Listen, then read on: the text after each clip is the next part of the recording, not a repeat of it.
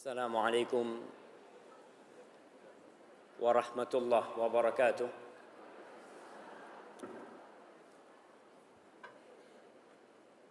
Alhamdulillah alladzi bi ni'matihi tatimmus shalihat. Segala puji bagi Allah Jalla Jalaluh yang karena nikmatnya kebaikan-kebaikan menjadi sempurna.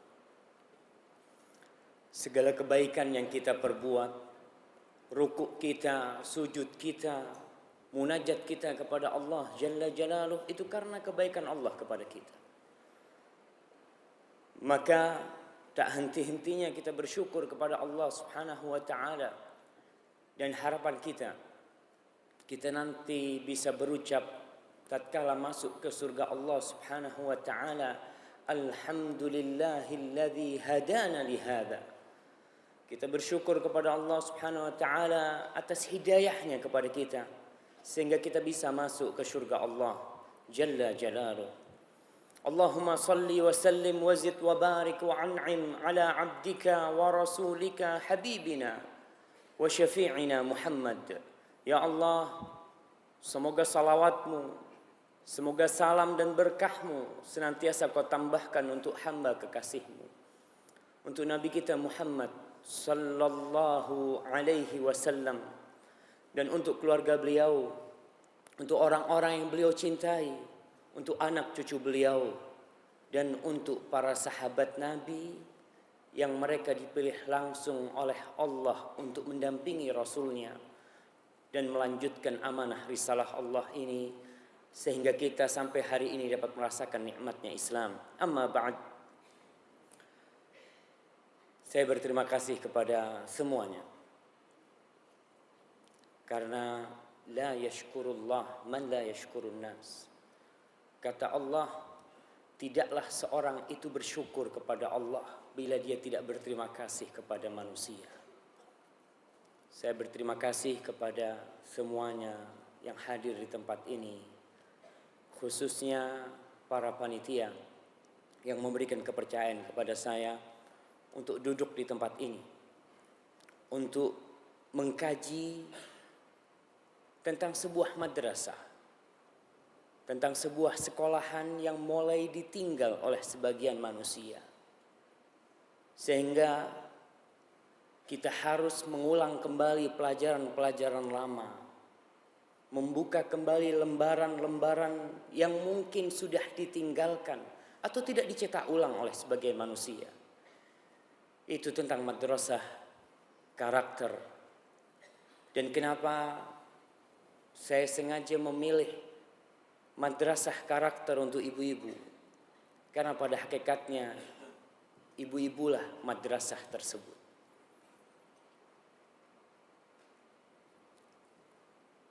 Saya bisa duduk di tempat ini, bisa ngaji, bisa sholat, itu juga karena lulusan madrasah ibu-ibu.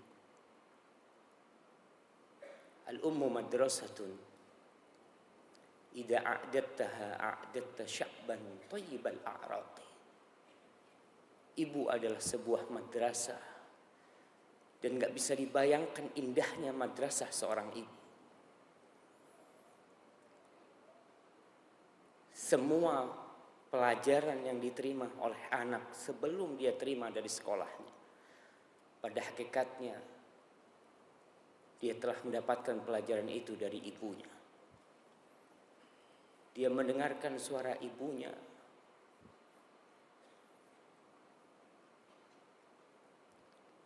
yang menggendong dia,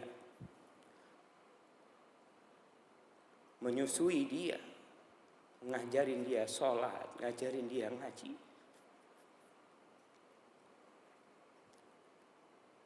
Semoga Allah Jalla Jalaluh memberikan pahala yang besar buat ibu-ibu kita. Dan semoga ibu-ibu yang ada di sini dapat melanjutkan perjuangan mereka. Karena subhanallah, tatkala satu madrasah ini dirusak, kita akan melihat generasi yang tak pantas untuk hidup di muka bumi. Kita akan melihat pemuda-pemuda yang kerjanya cuma nongkrong, pemuda-pemuda yang kerjanya hanya balapan motor, pemudi-pemudi yang hidup dengan kebebasan sehingga mereka tidak tahu untuk apa mereka diciptakan. Apa penyebab itu terjadi? Penyebabnya tatkala madrasah yang hakiki telah mulai tutup. Tatkala seorang ibu sudah lupa dengan perannya. Saya subhanallah benar-benar memberikan apresiasi yang besar kepada wakil presiden kita, Bapak Yusuf Kala.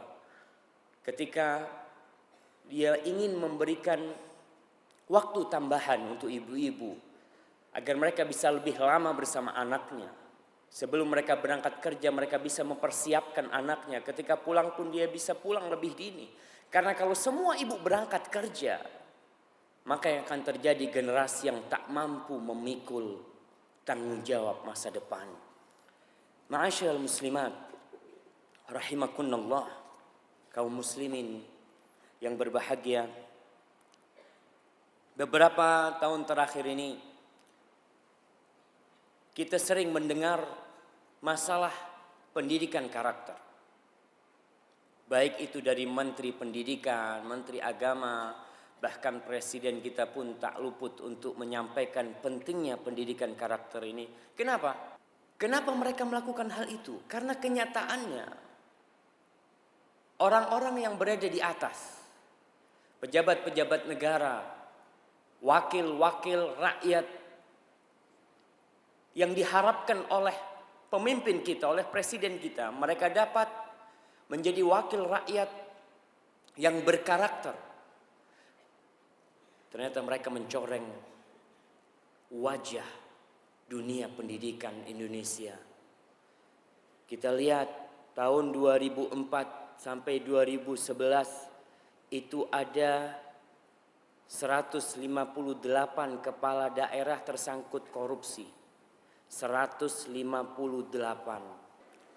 Kita melihat ya, kita kembali, nggak perlu dibaca ini lah.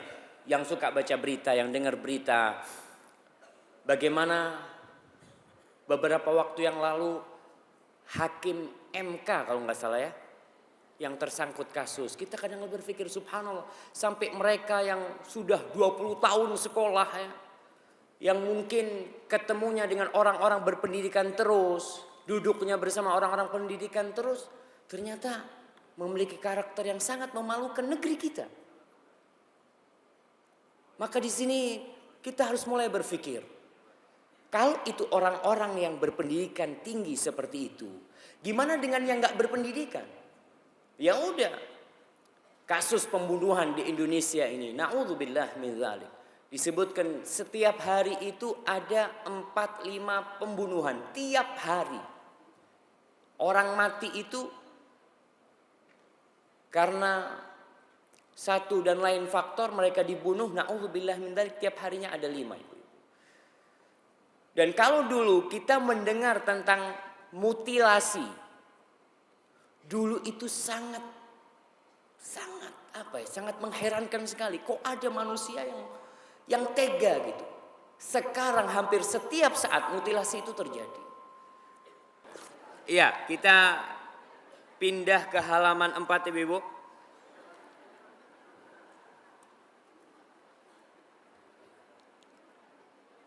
Mafhum karakter. Apa sih yang disebut karakter? Kenapa orang-orang ribut masalah karakter? Kemudian pendidikan karakter, bahkan semuanya menyibukkan diri dengan masalah karakter. Karakter itu adalah tabiat seseorang, kepribadian seseorang, sifat dia, perilaku dia, budi pekerti dia, itu yang disebut karakter. Dalam bahasa Arabnya, karakter ini apa? Akhlak. Akhlak itu adalah karakter. Ibn Miskawih, pengarang kitab Tahdzibul Akhlaq, beliau mengatakan tentang akhlak ini, nama kitabnya di sini salah, ibu-ibu. Tolong diperbaiki. Tahdzibul Akhlaq wa Tathhirul A'rab. Tathhirul A'rab. Nah, di halaman 5 di situ. Nah, itu yang disebut akhlak. Jadi tatkala orang melakukan sesuatu itu tanpa berpikir panjang. Contoh nih, ibu-ibu melihat sampah di sampingnya. Ada orang yang lewat langsung dia ambil tuh sampah, dia buang. Tapi ada sebagian yang diem, mikir. Nih sampah mau aku buang enggak ya? Karena apa? Karena dia akhlaknya tidak biasa buang sampah ke tempatnya.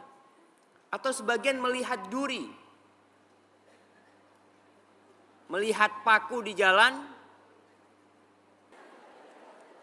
Nah, kita lanjutkan. Kita tadi sudah memahami antara karakter dan akhlak, bahwa keduanya memiliki makna yang sama. Tapi yang jadi masalah, karakter ini berasalkan dari bahasa Inggris. Kalau akhlak berasal dari bahasa Indonesia. Iya, dia udah jadi bahasa Indonesia. Dalam artian dia asalnya bahasa Arab, tapi udah jadi bahasa Indonesia. Alhamdulillah. Yang jadi masalah, orang Indonesia ini ke barat-baratan. Dia selalu memandang yang dari barat itu, Masya Allah, bagus semuanya. Kita lihat yang namanya restoran-restoran dari barat itu rame. Tapi warteg juga rame. Cuma kelasnya yang beda gitu kan. Itu manusia. Maka kita harapkan nanti kita akan mempopulerkan akhlak. Bahwasanya madrasah yang dimaksud adalah madrasatul akhlak. Tapi terpaksa kita pakai karakter karena memang kebanyakan orang memahaminya sebagai madrasah karakter atau pendidikan karakter. Sekilas tentang madrasah karakter ini. Apa sih madrasah karakter itu? Di halaman 7 Bu ya. Tidak ada batas, tidak ada waktu dan tidak ada ruang. Dimanapun kita berada, di situ kita mendidik karakter diri kita, karakter anak kita, karakter keluarga kita. Di restoran pun jadi madrasah karakter. Tatkala kita melihat anak kita melakukan tindakan yang tidak pantas dalam kondisi makan, Rasul Shallallahu Alaihi Wasallam memanfaatkan hal itu untuk memperbaiki karakter. Pernah suatu hari anaknya Ummu Salamah, Amr bin Abi Salamah, lagi makan ya tangannya itu, subhanallah, kemana-mana ketika makan. Rasul Shallallahu Alaihi Wasallam mengajarkan akhlak yang mulia atau adab yang luhur ketika makan. Jadi madrasah karakter, kita pelaku-pelaku di madrasah tersebut. Akhlak ini ada dua, atau karakter manusia ada dua. Ketika kita harus memilih, ada orang yang berkarakter buruk, ada orang yang berkarakter bagus. Dan kita melihat, coba dilihat tetangganya sekarang nih. Kelihatan tuh mana yang baik dan mana yang buruk, tapi insya Allah yang ada di sini semuanya baik. Terkadang ada orang yang mengatakan, Ustadz, ana ini sudah begini. Dari dulu ana pemarah. Dari dulu ana pencemburu. Dari dulu ana ini suka ngambek. Nah, ada orang yang bawaannya seperti itu. Tapi apa akan dibiarkan hal itu? Sampai mati dia memiliki karakter yang buruk. Atau ada sebagian orang berpikiran bahwa karakter nggak bisa dirubah, Ustaz. Jadi kalau sudah orang dari kecilnya itu pemarah, sampai itu akan pemarah. Tidak. Kita lihat bagaimana Rasulullah Sallallahu Alaihi Wasallam nih. Lihat di halaman 10. Ketika ada seorang sahabat, Al-Ashaj ibn Abdul Qais. Dia adalah sahabat yang memiliki sifat mulia. Rasul sallallahu alaihi wasallam mengatakan kepada dia, "Inna fika khallataini yuhibbuhum Allah." Wahai Ashaj, di dirimu itu ada dua sifat yang Allah sukai. Allah suka dengan dua sifat itu. Apa? Al-hilmu wal ana. Sifat santun, sabar dan tidak tergesa-gesa. Ashaj bertanya, "Ya Rasulullah, ana atakhallaqu bihima amillahu jabalani alaihima." Dia bertanya, ini akhlak yang mulia, ini karakter yang ada pada diri ana, itu bawaan lahir ana, pemberian Allah Subhanahu wa taala, atau karena ana hidup di lingkungan yang sabar, yang enggak tergesa-gesa sehingga terbentuklah di diri ana karakter tersebut. Apa kata Rasul sallallahu alaihi wasallam? Balillahu jabalaka alaihima. Tapi Allah lah yang mengaruniakan keduanya kepadamu. Jadi ada karakter bawaan lahir yang baik yang dicintai Allah, ada karakter yang buruk yang dibawa sejak dia lahir. Tapi perlu diketahui bahwa itu dapat dirubah. Seorang tidak boleh putus asa ketika merubah karakternya. Seorang tidak boleh malas tatkala dia ingin menjadi orang yang dermawan. Contoh nih sekarang, ada orang yang pelit, subhanallah. Melihat tadi disampaikan oleh Ustadz Mas'ud bahwasanya Babus Salam nih butuh madrasah, butuh lahan Ustadz ya. Butuh lahan. Dan matinya mic ini tadi itu pertanda kita lebih butuh lagi. Jadi tahun depan insya Allah Babus Salam nggak nyewa lagi, Bu.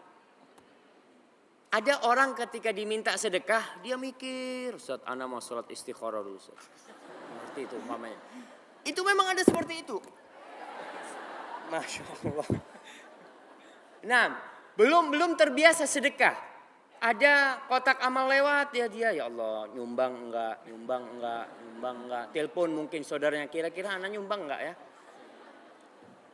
Kita bicarakan akhlak ini adalah bawaan, sifat kepribadian dia yang sudah biasa. Bukan sandiwara, bukan pura-pura, enggak. Memang dia orang baik. Nah, jadi insya Allah saya harapkan nanti panitia ini, ibu-ibu udah terima kertas soal. Kertas untuk pertanyaan itu. Ya, semuanya nulis di sana. Nulis di sana komitmen, ya Allah kalau aku punya rezeki, aku mau nyumbang buat Babus Salam, terserah berapa. Kalau punya rezeki. Antum tulis saja di situ, ukhti ana mau nyumbang Ustaz, paling enggak kalau punya rezeki 2M lah. Kalau punya rezeki mungkin Allah kasih 10M, 2M, kasih ke Babus Salam. Tapi kalau Ustaz, ana kayaknya enggak mau menghayal Ustaz. Ana mungkin bisanya 50.000 Ustaz. Tulis 50.000. Nah, itu komitmen kita untuk menunjukkan akhlak kita. Dan akhlak bisa dilatih. Nanti kita akan membicarakan apa saja yang membuat kita ini bisa memperbaiki akhlak kita. Ada orang yang pelit ibu-ibu. Dan ada orang yang sejak lahir, Masya Allah. Dia itu baik banget sama teman-temannya. Sampai di rumah ibunya itu bingung. Mainannya dibagi-bagi sama tetangganya. Si ibu bingung, ya Allah Ustaz, tuh anak Ustaz dibagi-bagi, nangis minta lagi sama ibunya. Ya memang itu anak-anak. Tapi kita sudah melihat akhlak yang mulia di diri anak kita. Ada anak kecil yang pelit banget, Masya Allah. Ketika dikasih permen 3, dia punya teman gak ada yang dikasih sama dia. Itu bawaan dia. Dan ada keluarga-keluarga yang terkenal pelit. Apakah itu bawaan lahir? Bisa jadi itu bawaan lahir dan bisa jadi pembentukan di keluarga itu. Jadi pokoknya janganlah itu jangan minta sumbangan sama keluarga fulan. Anak sampai nangis-nangis gak dikasih. Ada yang seperti itu. Tapi ada orang yang sekedar kita ngomong, Pak kita ini butuh ini, aman sudah, bismillah. Ada yang seperti itu akhlak. Kemudian kenapa madrasah karakter kita bicarakan? Kita akan melihat keutamaan berbicara tentang akhlak. Keutamaan kita memperbaiki akhlak. Keutamaan kita mendidik negeri ini menjadi negeri yang berkarakter. Nah, kita akan melihat kenapa kita diperintahkan untuk memikirkan karakter. Jadi kalau kita lihat manusia ini terdiri dari ruh dan jasad. Badan nih yang terbuat dari tanah dan ada ruh. Manusia itu pada hakikatnya menjadi mulia karena ruhnya, bukan karena jasadnya. Sebagian ibu-ibu itu lebih mementingkan jasadnya. Dia bersolek, berdandan, pakai baju yang macam-macam. Itu sekedar casingnya kalau Kalau HP itu ada Masya Allah casingnya bagus tapi dalamnya udah rusak, nggak bisa dipakai. Apa gunanya? HP yang dalamnya rusak walaupun casingnya bagus.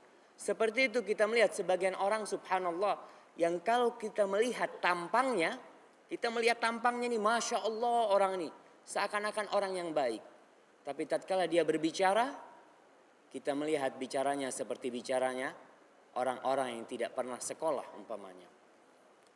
Rasul sallallahu alaihi wasallam bersabda, "Innallaha la yanzuru ila suwarikum." Lihat di halaman 13 nih. "Innallaha la yanzuru ila suwarikum wa amwalikum." Allah itu enggak ngelihat kepada bentuk kalian, fisik kalian dan tidak pula kepada harta kalian. Walakin yanzuru ila qulubikum wa a'malikum. Tapi yang dilihat sama Allah itu hati kalian dan amal perbuatan kalian. Ibu-ibu, kalau bicara harta, kita berusaha jadi kaya nggak kaya-kaya. Bicara wajah, kita wajahnya pas-pasan, mau pakai krim apapun ya tetap pas-pasan. Ya mau gimana lagi, itu sudah pemberian, nggak bisa ditambah gitu. Ada orang yang berusaha untuk merubah wajahnya dengan operasi plastik umpamanya. Na'udzubillah min dzalik, dia bukan tambah cantik, dia tambah buruk di pandangan masyarakat. Dan Allah pun melihatnya buruk. Yang Allah lihat adalah hati. Karena hati ini bisa kita tambah kebaikannya. Amal perbuatan. Kita bisa nambah amal perbuatan kita. Sholat, kita bisa sholat 5 waktu. Ana mau tambah Ustaz. Ana mau sholat sunnah. Masya Allah. Dia sedekah, ana tiap bulan Ustaz. Sedekah cuma 5.000 Ustaz. Tapi insya Allah mulai sekarang ana mau sedekah 10.000. Bisa ditambah amalannya. Tapi kalau rezekinya terkadang ya udah seperti itu rezeki dia. Ada beberapa poin disebutkan di sini kenapa kita harus membicarakan masalah akhlak. Subhanallah tuh. Salah satu tujuan Nabi kita diutus, innama bu'itsu liutammima makarimal akhlak. Sesungguhnya aku diutus ini untuk menyempurnakan akhlak-akhlak yang mulia. Orang-orang Arab jahiliyah, mereka sudah punya akhlak.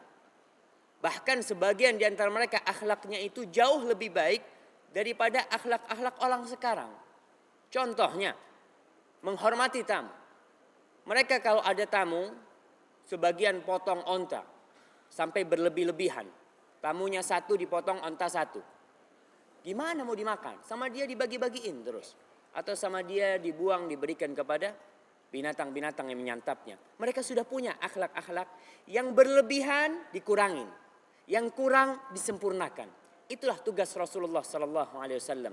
Dan akhlak ini atau karakter ini juga berkaitan dengan hablum minallah dan hablum minan nas. Hablum minallah dengan tauhid dan hablum minan nas dengan berkarakter mulia, menghormati mereka, berbuat baik kepada mereka. Subhanallah. Jadi kalau kita melihat orang beriman itu, lihat sama akhlaknya. Terkadang ada akhwat nih yang udah ngaji ya, ada teman kita yang udah ngaji Ustaz, ngaji udah 10 tahun Ustaz, tapi bayar utang gak lunas-lunas. Ada apa enggak ada ibu-ibu? Enggak ada insya Allah. Kalaupun ada sedikit lah. Jadi karakter seseorang ini berhubungan dengan keimanannya. Dan kita melihat Allah subhanahu wa ta'ala berfirman, innama yakhshallaha min ibadihil ulama. Yang bertakwa kepada Allah, yang takut kepada Allah dari hamba-hambanya adalah yang berilmu. Jadi seharusnya ketika ibu-ibu udah ngaji 5 tahun, 10 tahun, harus berubah karakternya. Harus berubah akhlak yang buruk yang dia miliki. Karena apa? Karena keimanannya bertambah. Namun yang jadi masalah memang sebagian imannya gak bertambah. Rasul SAW mengatakan, akmalul mu'minina imanan ahsanuhum khuluqan. Seorang mukmin yang paling sempurna imannya adalah yang paling baik akhlaknya. Paling baik karakternya. Baik itu kepada sang pencipta, kepada orang tua, kepada keluarga, istri kepada suaminya, suami kepada istrinya. Akan nampak di situ karakter dia sesuai dengan keimanan dia. Yang ketiga, Masya Allah, mizan ini ibu-ibu adalah timbangan yang ada di hari kiamat. Allah subhanahu wa ta'ala mengatakan, wa nuqimu mawazinal qist liyaumil qiyam. Gitu ayatnya Ustaz. Anak kok jadi lupa Ustaz. Timbangan-timbangan nanti di padang mahsyar itu akan diberdirikan. Dan akan ditimbang amalan kita. Yang ditimbang nanti 3. Kitab kita, tubuh kita, dan amalan kita. Di antara amalan-amalan yang paling berat di timbangan adalah husnul khuluq. Adalah akhlak yang mulia, karakter yang mulia. Yang selanjutnya, subhanallah. Kita kalau duduk sama orang alim, kita kalau duduk sama orang-orang yang kita cintai, senang hati kita. Dan ternyata orang yang paling dekat duduknya sama Rasulullah SAW adalah orang-orang yang berkarakter mulia. Yang selanjutnya, subhanallah. Kita tiap hari doa minta surga. Allahumma inna nas'alukal jannah wa na'udzubika minan nar. Dan ternyata tiket yang paling gampang untuk masuk surga itu adalah husnul khuluq. Rasul sallallahu alaihi wasallam pernah ditanya, apa sih yang paling banyak membuat orang itu masuk surga? Apa kata Nabi? Taqwallah, nih hubungan sama Allah, bertakwa kepada Allah. Yang kedua, wa husnul khuluq, dan akhlak yang mulia. Rasul sallallahu alaihi wasallam pernah memberikan nasihat kepada seorang sahabat. Apa kata beliau? Ittaqillaha haitsu ma kunt wa atbi'is sayyi'atal hasanah tamhuha wa khaliqin nas bi khuluqin hasan. Jadi takwa itu hablum minallah, dan husnul khuluq ini hablum minan nas kita. Ya, selanjutnya. Nah, kisah seorang wanita, ini kisah untuk ibu-ibu dan pelajaran untuk bapak-bapak. Ketika Abu Hurairah radhiyallahu taala meriwayatkan, Rasul sallallahu alaihi wasallam ditanya tentang seorang wanita yang masya Allah. Wanita ini ibadahnya jangan ditanya. Salat malamnya, kemudian puasa sunnahnya, sedekahnya juga banyak, tapi yang jadi masalah dia itu pedes ngomongnya. Ada yang pedes, kalau ngomong itu nyelengit katanya. Bikin sakit hati. Apa kata Rasul sallallahu alaihi wasallam tentang perempuan yang suka ganggu orang dengan ucapannya? La khaira fiha hiya finnar. Enggak ada kebaikan nih di wanita seperti ini. Tempat dia di neraka, kata Rasul sallallahu alaihi wasallam. Jadi kita harus memperhatikan, mengevaluasi diri kita nih. Terkadang sebagian kalau suruh ibadah jangan ditanya, datang kajian jangan ditanya. Tapi kalau ngomong suka nyakitin orang.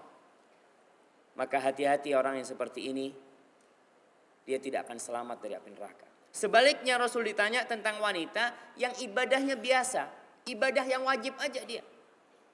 Salatnya yang wajib, puasanya yang wajib, tapi dia subhanallah punya akhlak yang mulia. Dia kalau punya rezeki, dia bikin makanan ya, dari kurma sama roti kering itu dibagiin ke tetangganya, dan lidahnya dijaga dari menyakiti mereka.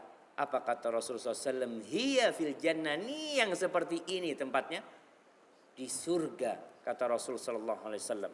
Maka kita penting berbicara tentang karakter. Kemudian subhanallah, sebagian di antara kita enggak mampu salat malam, enggak mampu puasa sunnah, tapi dia dengan melaksanakan atau menjaga etikanya, menjaga lisannya, memperbaiki karakternya, dia akan menyamai kedudukan orang yang salat malam, orang yang puasa terus.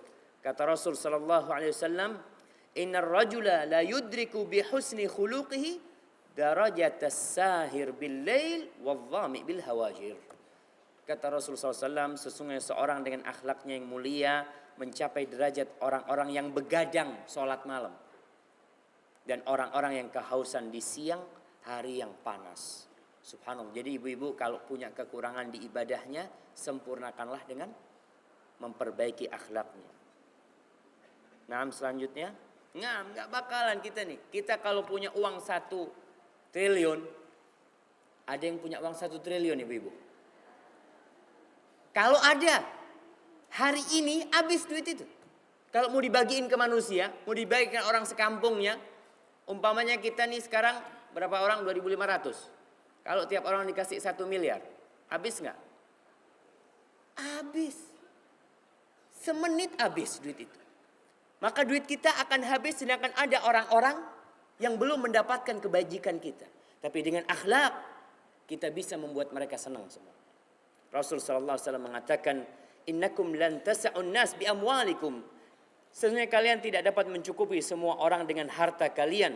Walakin yasa'uhum minkum bastul wajhi wa husnul khuluq. Yang bisa mencukupi mereka itu adalah, ya kalau memandang mereka mandang dengan pandangan yang gak cemberut ya, bermuka manis dengan mereka dan berakhlak mulia. Itu bisa. Karena gak akan habis-habis. Kita punya wajah nih gak bakalan habis. Kita tersenyum sama saudara kita, nanti ada saudara kita tersenyum lagi. Apa sampai rumah senyum kita habis? Gak bakalan habis. Dan akhlak pun tidak akan habis. Lalu, subhanallah, menjadi orang yang paling dicintai Allah subhanahu wa ta'ala. Rasul sallallahu alaihi wasallam pernah ditanya, "Ya Rasulullah, ayyun nas ahabbu ilallah?" Manusia mana yang paling dicintai Allah Subhanahu wa taala? Rasul menjawab, dan beliau ditanya, wa ayyul a'mali ahabbu ilallah, dan perbuatan apa yang paling dicintain Allah? Beliau mengatakan, ahabbun nas ilallahi anfa'uhum linnas. Orang yang paling dicintai adalah orang yang paling bermanfaat buat orang lain. Jadi bagaimana kita memberikan kontribusi kepada saudara kita, kepada masyarakat kita, kepada keluarga kita. Dan dibaca nih, Rasul menyebutkan beberapa amalan-amalan yang semuanya akhlak. Dan kita lihat salah satu yang Nabi sabdakan di hadis ini, beliau mengatakan, luala an amsya ma'a akhin li fi hajatin. Aku nih pergi sama saudaraku, mungkin ibu-ibu punya teman ya, atau sebagian kaum muslim yang memiliki saudara yang punya masalah. Kemudian kita pergi sama dia. Rasul mengatakan, aku pergi berjalan dengan keluargaku menyelesaikan urusannya, ahabbu ilayya min an a'takifa fi hadzal masjid syahron. Itu lebih aku cintai daripada aku iktikaf di Masjid Nabawi 1 bulan. Cuma sekedar menyelesaikan urusan saudara kita. Dia punya urusan mungkin sama sekolah, dia nggak bisa bayar bayar SPP. Kita datang sama dia, yuk aku yang ngurusin semuanya, berangkat. Rasul mengatakan itu lebih beliau cintai yang seperti itu daripada iktikaf di Masjid Nabawi 30 hari. Di Masjid Nabawi itu satu kali sholat berapa?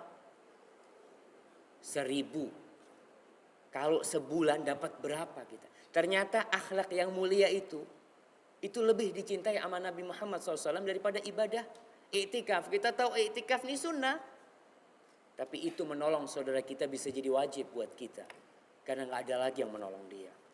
Nah, selanjutnya, subhanallah, bisa dibayangkan ibu-ibu.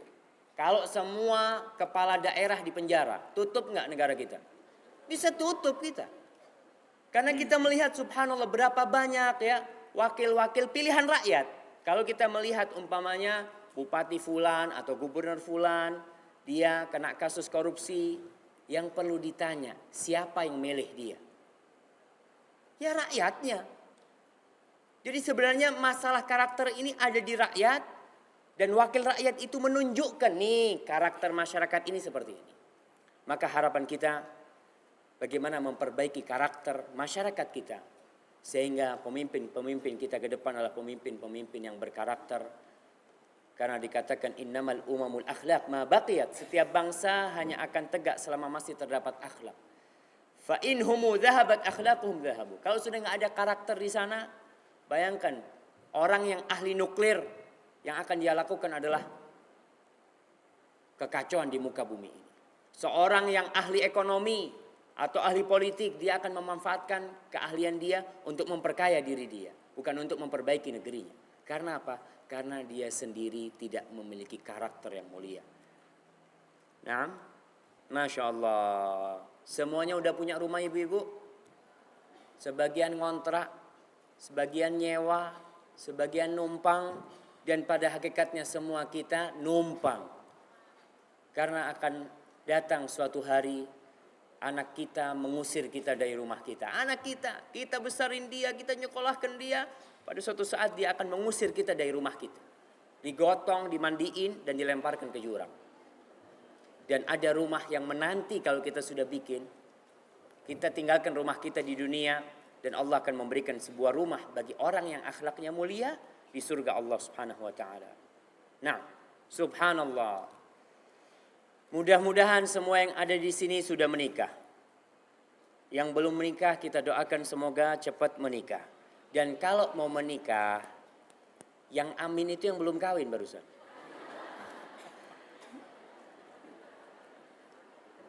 Dan kalau mau cari pasangan hidup tuh ternyata barometernya akhlak. Rasul sallallahu alaihi wasallam mengatakan idza ja'akum man tardawna dinahu wa khuluquhu fa'ankihu. Kata Nabi, kalau datang meminang putri kalian seorang yang akhlak dan agamanya mulia, seorang yang agama dan akhlaknya.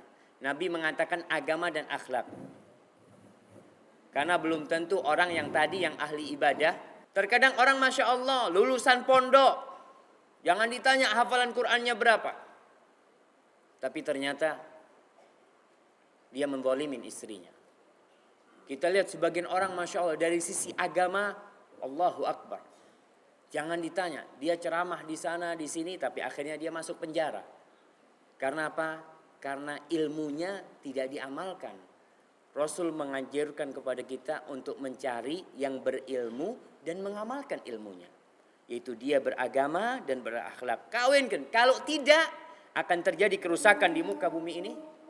Nah, kalau tidak, kalau orang yang akhlaknya mulia, kalau orang yang agamanya baik, nggak dikawinkan. Kita mencari orang yang duitnya banyak, yang Masya Allah, hartanya jangan ditanya, pekerjaannya sudah Masya Allah. Kemudian orang-orang yang berakhlak ditinggalkan, maka yang akan muncul adalah generasi-generasi yang tidak berakhlak. Orang mengawinkan anaknya karena duit, ya sudah, anaknya nanti akan hidup di lingkungan yang tidak berakhlak. Dan orang-orang yang berakhlak serta agamanya baik gak kawin-kawin. Akhirnya mereka tidak punya generasi. Mereka tidak memiliki manusia-manusia atau generasi yang dapat melanjutkan perjuangan mereka. Jadi urusan madrasah akhlak ini urusan yang wajib kita bincangkan. Dan alhamdulillah kita di tempat ini bisa berkumpul bersama untuk membincangkan tentang karakter seorang muslim dan muslimah. Di halaman 24 ini saya menukil ada 18 poin atau nilai-nilai dalam pengembangan pendidikan budaya dan karakter bangsa yang dibuat oleh Dignas. Silahkan dibaca, tapi yang ingin saya sampaikan ada satu karakter yang terpenting yang harus kita ketahui. Karakter ini adalah tahu diri. Seorang itu harus tahu diri. Halaman 26 ibu-ibu. Dia harus mengenali dirinya, siapa dia? Dia harus memposisikan dirinya sebagai dia, bukan orang lain. Ketika seorang pegawai masuk kantor pura-pura jadi bos. Pakai baju bosnya ya, masuk kantor bosnya. Kira-kira sama temennya gimana? Ente kata dia, ya Hano tuh kayak gitu kata dia. Ente keluar. Kenapa? Karena dia pura-pura. Dan ketika bosnya tahu dia melakukan hal itu, mungkin dia akan dipecat. Maka kita harus mengetahui diri kita, mengenali diri kita. Dan di sini ada 4 pertanyaan penting agar kita mengenali diri kita. Sehingga kita bisa berkarakter dan berakhlak mulia. Yang pertama pertanyaannya, nah udah nih ibu baca nih nanti nih. Insya Allah semua kenal siapa kita. Kita nih makhluk Allah Subhanahu wa ta'ala. Kita gak pernah menciptakan diri kita. Kita ada di sini, didatangkan oleh Sang Pencipta dan kita makhluk. Dan Al-Khaliq memberikan kepada kita segala fasilitas untuk hidup di muka bumi. Dan kita terbuat dari apa? Jangan sombong. Kita terbuat dari tanah. Dan kita bakal kembali kepada tanah. Kenapa dan untuk apa di sini? Itulah yang harus kita tanamkan kepada anak kita. Kita katakan kepada anak kita, nak, kau tahu nak, kau di sini didatangkan untuk mengabdi kepada Allah Subhanahu wa taala. Allah mengatakan wa ma khalaqtul jinna wal insa illa liya'budun. Ini tujuan kita hidup. Mengabdi kepada Sang Pencipta. Tunjukkan bahwa kau memang hamba. Sebagian orang menganggap dirinya bos. Oke, kau walaupun bos, walaupun memiliki jabatan, walaupun engkau seorang presiden, walaupun engkau seorang raja, tetap di hadapan Sang Pencipta engkau adalah hamba. Yang kalau Allah mau mencabut nyawamu, langsung dicabut. Dan kita melihat pemimpin-pemimpin dari dulu. Dari zamannya Nabi Nuh alaihissalam sampai ke Nabi Soleh, Nabi Hud, kemudian Nabi Musa. Semuanya hilang. Semuanya mati. Kenapa? Karena mereka semua adalah hamba dan mereka ciptaan Allah Subhanahu wa taala. Dan sampai kapan di sini dan kemana kelak akan pergi, ingat, kita di sini sampai batasan waktu yang sudah ditentukan. Kalau di Wiladatika ini mungkin kita sampai sore nanti.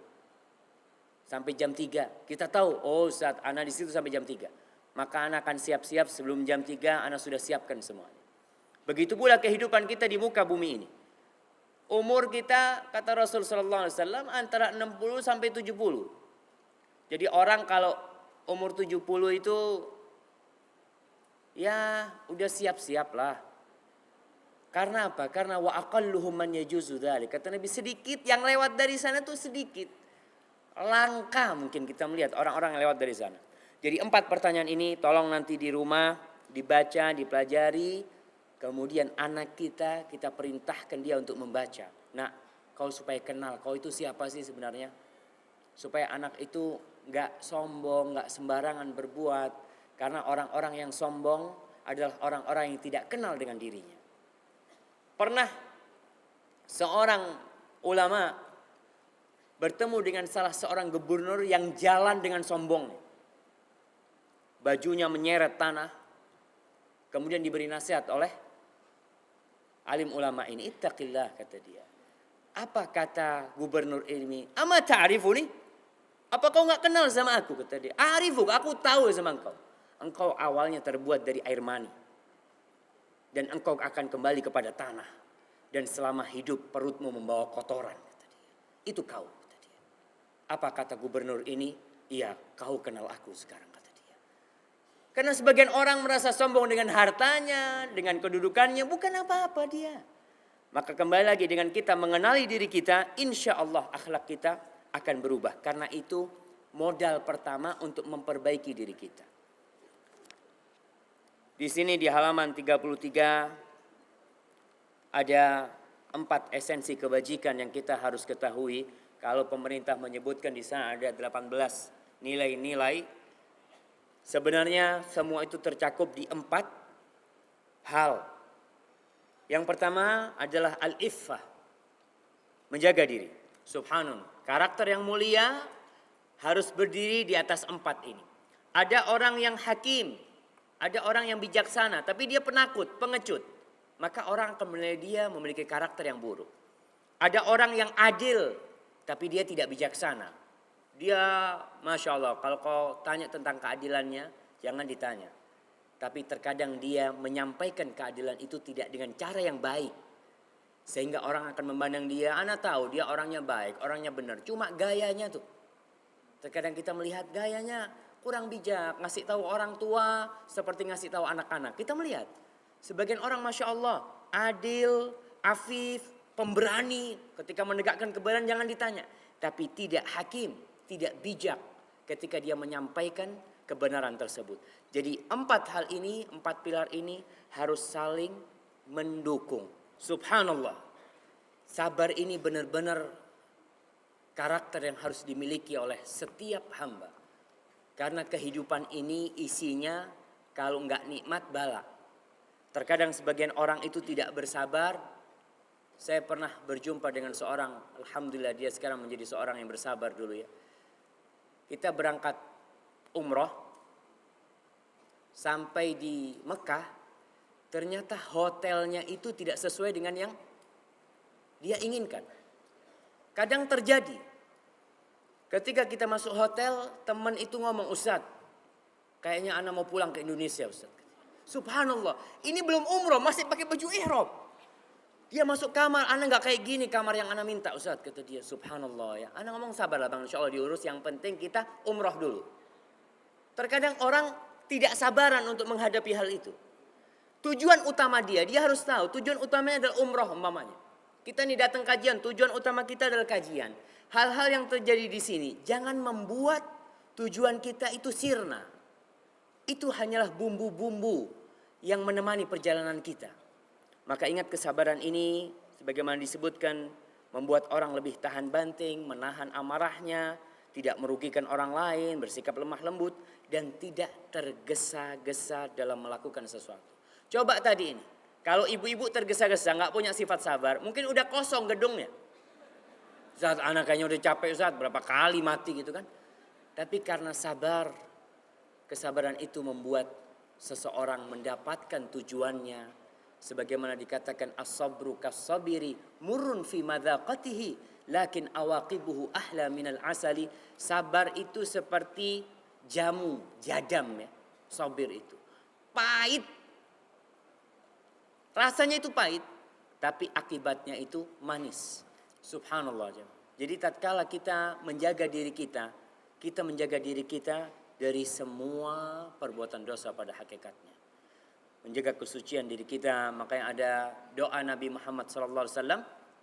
Apa? Allahumma inni as'alukal huda Wattuqa wal afaf. Ini afaf ini artinya kesucian diri. Wal afafa wal ghina, itu yang kita minta kepada Allah Subhanahu wa taala, karena itu termasuk akhlak atau pilar akhlak yang mulia. Subhanallah, antum melihat. Jadi seorang yang bersedekah itu dia adalah orang yang pemberani. Artinya pemberani apa? Dia berani resiko. Anak keluarkan bismillah. Ente kalau punya uang 1 juta ente keluarkan 500, tinggal 500, nggak apa-apa. Allah ganti nanti. Dia berani ambil resiko itu. Itu jadi kedermawanan asalnya dari keberanian seseorang menghadapi kehidupan ini. Subhanallah, subhanallah. Kita lihat kalau kita bicara siapa yang paling kuat di sini, bukan yang paling kekar badannya, bukan yang selalu fitness, tapi orang yang paling kuat adalah yang bisa menjaga dan menahan emosinya tatkala dia marah. Tatkala dia marah. Barakallahu fiik ya. Kemudian kita lanjutkan 4 esensi keburukan. Tolong dibaca di sini. Kita akan masuk kepada pembahasan kapan. Maaf, di halaman 36 Ibu, ada yang salah di sini. Di kekurangan yang pertama kelancangan, itu diganti kedunguan. Kelancangan diganti kebodohan atau kedunguan ya. Jadi sifat bijaksana ini dia antara sifat bodoh dan sifat lancang. Itu disebut orang yang hakim, orang yang bijak adalah orang yang tidak melakukan kebodohan dan tidak lancang dia berbuat, tapi dia bijak dalam kedua hal itu. Di halaman 37, kapan sebuah karakter disebut mulia? Kita supaya tahu sekarang ini muncul kelompok-kelompok dari barat yang mereka disebut relativisme. Kelompok, kalau bahasa Arabnya itu nisbiyun. Mereka menganggap semua itu relatif. Akhlak itu pun relatif. Kalau menurut inti baik belum tentu menurut ana baik. Dan itu sudah muncul di negeri kita karena memang sarana transformasi ini tidak bisa dibendung sehingga orang mempelajari apa yang datang dari barat, bahkan sebagian meyakininya dan menyebarkannya. Mereka mengatakan akhlak itu ya relatif. Kalau menipu itu baik apa enggak baik? Sebagian orang mengatakan bisa jadi itu adalah suatu keberanian. Sampai ada sebagian orang nyontek di ujian. Waktu ujian dia nyontek. Keluar dari ujian dia bangga. Dia mengatakan, wah anak bisa nyontek, guru gak ngeliat tadi. Dia bangga, dia merasa itu satu kebajikan gitu kan. Kemudian tatkala dia melihat orang lain gak nyontek, ya ente penakut gitu kan. Pengecut ente. Ini ketika terjadi yang namanya paham relatif itu muncul di masyarakat kita, maka akhlak tidak ada yang tetap. Bisa jadi berubah-ubah, hari ini kita dermawan, besok kita pelit. Karena apa? Ya sudah, sekarang masanya masa harus pelit Ustaz. Bagaimana kita mengetahui sebuah karakter itu mulia? Yang pertama, Al-Quranul Karim dan Sunnah Rasul SAW. Itu sebagai ukurannya. Karena apa? Karena Al-Quranul Karim adalah wahyu dari Allah SWT. Allah tuh yang menciptakan kita. Allah tahu dengan apa yang dibutuhkan oleh hambanya. Dan Allah yang berhak menentukan. Allah yang berhak menentukan. Bukan siapa-siapa. Karena semua yang ada di muka bumi adalah makhluk Allah SWT. Jadi kalau ada orang mengatakan ini yang mulia, ini yang buruk, tunggu dulu. Ana mau tanya, kira-kira buat Allah itu baik apa enggak? Kalau disebutkan dalam Al-Quran dan dijelaskan dalam Sunnah Rasul SAW, itu sebagai akhlak yang mulia, maka kita terima sebagai akhlak mulia. Yang kedua, akal dan hati nurani manusia. Kita punya nurani, kita punya akal. Allah sering mengatakan, afala tatafakkarun, afala ta'qilun. Kalian enggak gunakan tuh akal kalian. Kalian enggak gunakan tuh hati kalian untuk berpikir. Manusia alhamdulillah diberi hati nurani. Yang dengan hati nurani itu dia dapat membedakan secara global mana yang baik dan mana yang buruk. Insya Allah hati nurani manusia semua mengatakan pembunuhan itu buruk. Walaupun dia Ustaz, ana nggak tahu dalilnya di Al-Quran wala di Sunnah, ana nggak hafal tuh. Dia merasa itu buruk. Penipuan, orang yang punya hati nurani dia nipu nih nggak benar Ustaz. Bohong, dia akan tahu bohong itu nggak baik. Dari mana? Dengan hati nuraninya yang Allah berikan kepada dia. Dan tentunya hati nurani ini nggak mutlak. Karena ada hati nurani manusia yang sudah rusak. Rasul sallallahu alaihi wasallam mengatakan kullu mauludin yuladu 'alal fitrah fa abawahu yuhawidanihi au yunassirani au yumajjisani. Semua itu dilahirkan dalam kondisi fitrah, tapi ada faktor yang mempengaruhi fitrah dia itu. Keluarganya, orang tuanya, lingkungannya. Dia bisa jadi Majusi, bisa jadi Nasrani, bisa jadi Yahudi. Kemudian yang ketiga, tradisi. Apa tradisi bisa menjadi ukuran akhlak atau pandangan umum masyarakat? Kalau buat masyarakat umum baik, kita katakan baik. Umpamanya di sebuah tempat, saya dengar nih, ada tempat-tempat pantai-pantai telanjang. Menurut masyarakat sana, orang kalau masuk ke sana pakai baju, aib. Kata dia, na'udzubillah, itu gimana pakai baju? Nih semuanya nggak pakai baju. Itu tradisi. Jadi tradisi yang seperti ini tentunya tidak bisa diterima karena bertentangan dengan Al-Quran dan Sunnah. Hati nurani manusia pun tahu yang tidak berpakaian itu binatang. Dan binatang pun kita lihat dia menutupi kemaluannya dengan ekor yang Allah berikan kepada dia. Kemudian ada manusia-manusia yang hati nuraninya sudah rusak dan mereka berkumpul, bermajelis bersama iblis ketuanya, membuat sebuah tradisi, membuat sebuah akhlak, dan tentu masalah tradisi dan pandangan manusia ini tetap harus ditimbang dengan Al-Quranul Karim dan sunnah-sunnah Rasulullah SAW. Kita akan berbicara melanjutkan tentang bagaimana mengasah hati nurani kita. Karena kita tahu Ustaz, anak nggak mungkin hafal Quran sudah Ustaz, anak sudah tua. Anak-anak juga nggak mungkin semua dipondokin. Karena kita kepingin anak-anak jadi dokter juga. Tapi bagaimana dia itu memiliki nurani yang diridhai Allah Subhanahu wa taala.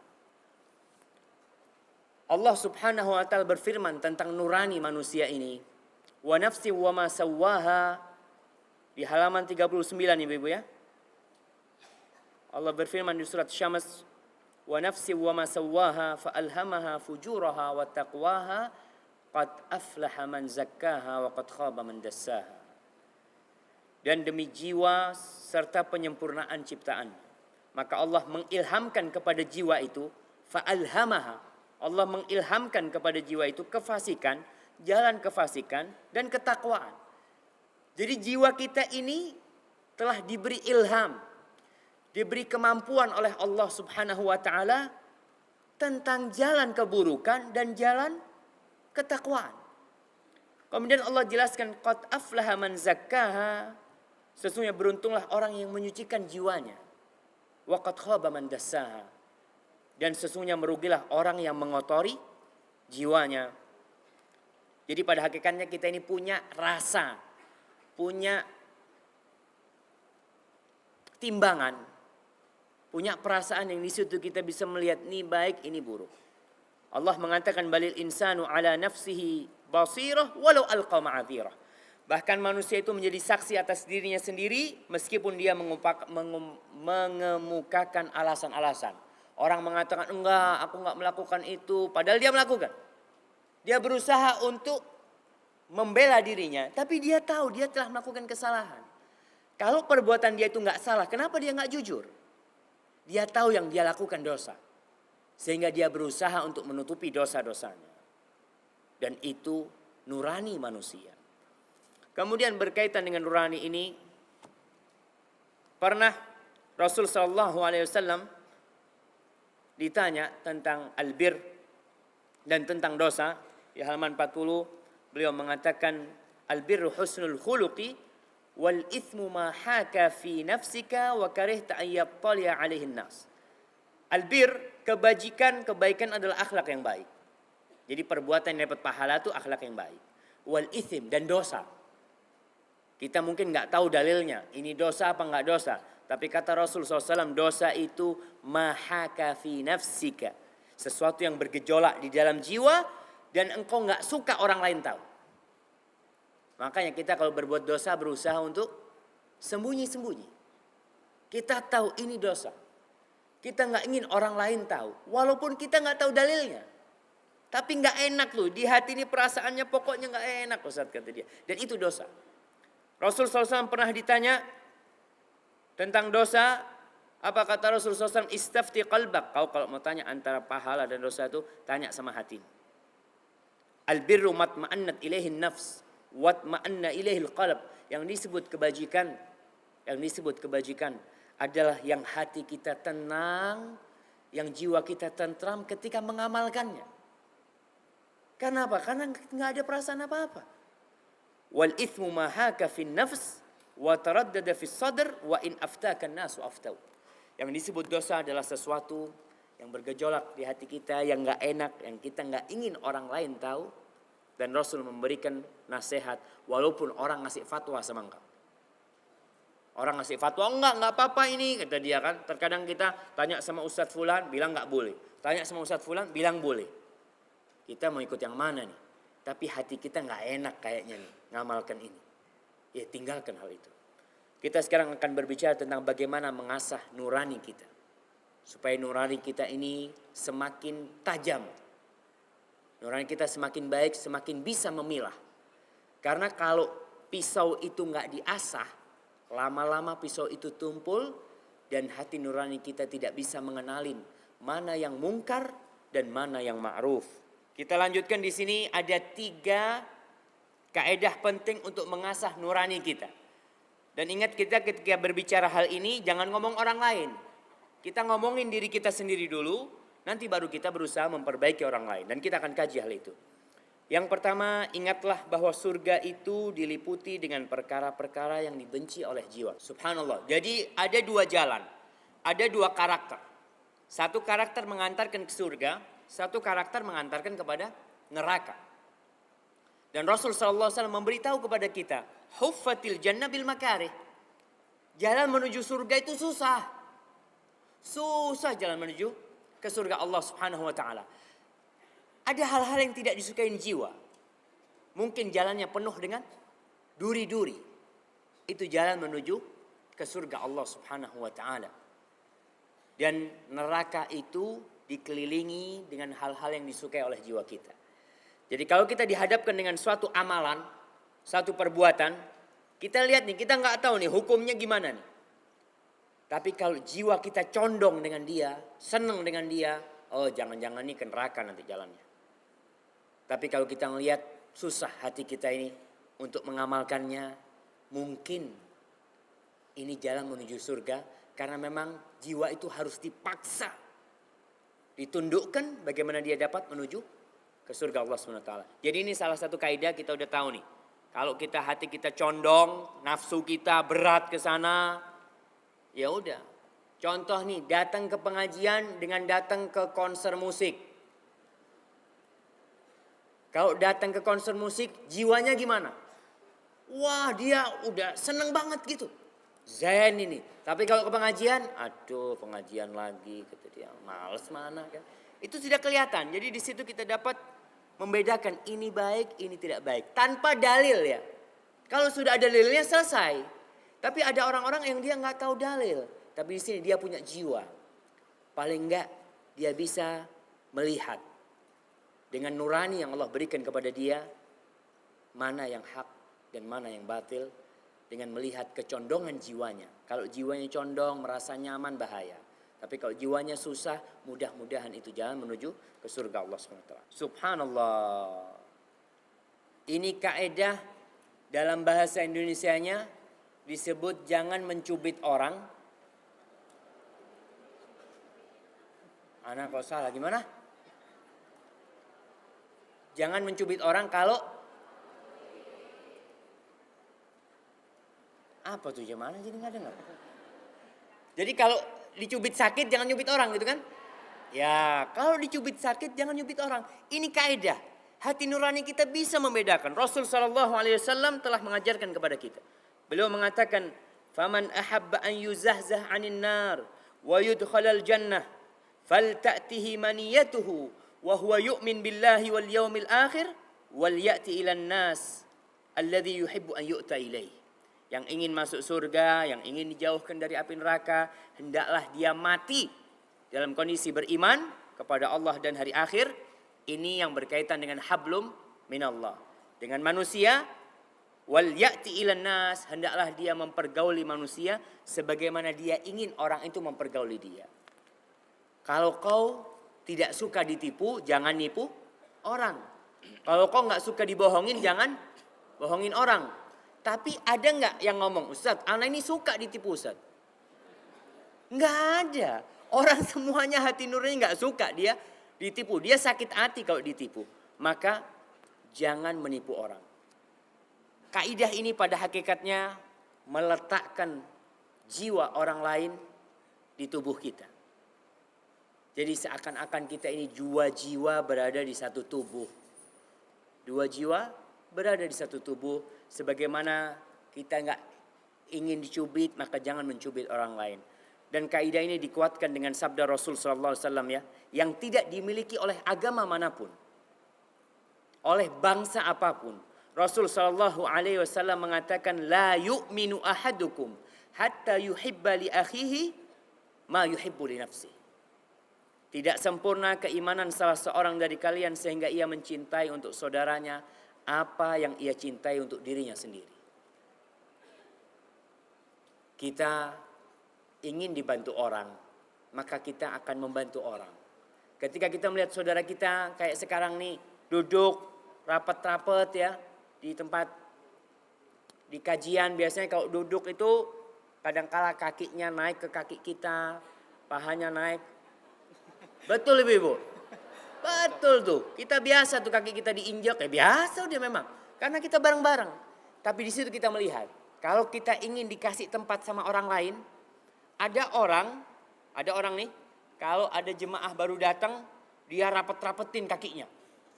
Biar dia nggak dapat tempat gitu kan. Subhanallah, seharusnya engkau itu kan ingin, kalau kau datang telat ingin dikasih tempat, ya berusahalah untuk mencintai orang lain seperti mencintai diri sendiri.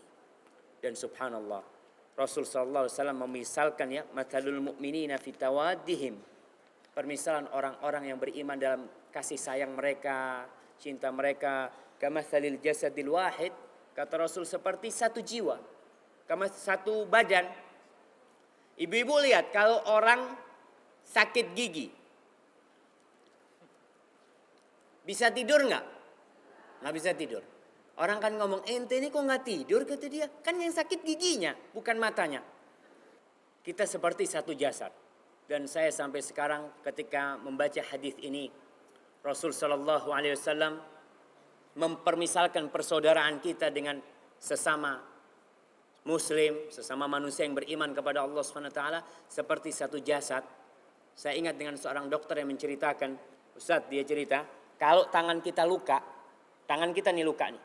Dia menceritakan bahwa semua darah di tubuh kita ini langsung berbondong-bondong untuk ngobatin dia. Kumpul dia di tempat luka itu. Bagaimana cepat berhenti. Bagaimana yang terputus cepat nyambung. Seperti itulah seharusnya seorang mukmin. Dan ini hati nurani kita harus dipupuk dengan kaidah yang kedua ini. Kalau kau dicubit sakit, jangan mencubit orang lain. Nah, subhanallah, ini kaidah penting untuk hal-hal yang kita bingung. Yang dia berada di antara halal dan haram. Ketika kita melihat di situ Ustaz ada unsur halalnya. Tapi dilihat dari sisi lain ada unsur haramnya. Maka seorang mukmin dalam hal seperti ini, dia berusaha untuk meninggalkan. Untuk menyelamatkan dirinya. Berdasarkan anjuran Rasul Sallallahu Alaihi Wasallam di sini. Subhanallah. Ya, hati kita lah yang menjadi tempat kebaikan. Dan hati kita yang kecil itu bisa meliputi segala kebaikan yang ada di muka bumi ini. Karena Allah menciptakan hati sangat-sangat indah. Berkaitan dengan hal ini ingat, berarti ada yang halal ya, ada yang haram, ada yang samar-samar. Untuk yang samar-samar ini, nurani kita diperintahkan untuk menjauhinya. Seperti orang yang dekat-dekat sama yang haram. Syubhat itu kita tahu, syubhat ini ada unsur haramnya. Ketika kita dekat-dekat terus, mau nggak mau kita akan terkena haramnya. Tapi kalau kita menjauhi, maka kita akan selamat insyaallah biidznillah tabaraka wa ta'ala.